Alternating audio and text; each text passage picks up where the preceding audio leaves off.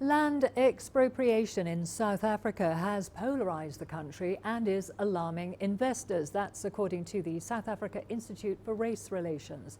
The institute believes that most South Africans are keener on getting jobs and houses than land for farming. The institute is a think tank that promotes ideas and policy solutions in South Africa. CGTN's Yolisa and Njamela has more. Many South Africans agree that the historical background of land ownership in this country needs to be addressed. But to ensure that while doing so, the economic stability of the country continues to be reinforced.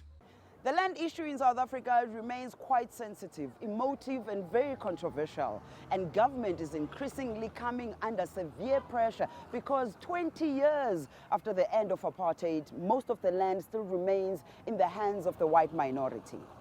Hence, after the willing seller, willing buyer policy failed, the National Assembly passed a motion to review Section 25 of the Constitution to allow for land expropriation without compensation. Many are happy with this, while a vocal few are rejecting it. Some of the reasons they advance is that land transferred to land restitution beneficiaries simply went to waste. We know that about 70% of transferred land has fallen out of production. Often the people who were farming on that land have lost their jobs. There have been no real benefits. The Fiscal and Financial Commission did a study a couple of years ago and reported, in fact, that land reform beneficiaries were worse off than those who had never benefited from land reform at all. Critics also claim that it will deter investors from investing in South Africa.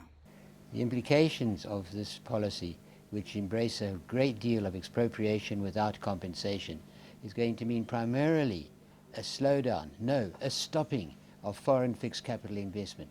Do we need foreign capital? Yes, indeed, we're a capital short as a major resource country. We don't have enough capital to develop our own economy, to develop industry and commerce, to grow the economy, to provide new opportunities for new profits, for new revenue to be earned, for government to earn revenue on that as well. Earlier this month, Parliament received the first draft of the legislation to amend Section 25 of the Constitution. Government continues to urge South Africans not to panic about land expropriation without compensation. President Cyril Ramaphosa has over time emphasized that this matter will be handled carefully through dialogue and discussion. Yolisa Njamela for CGTN in Johannesburg, South Africa.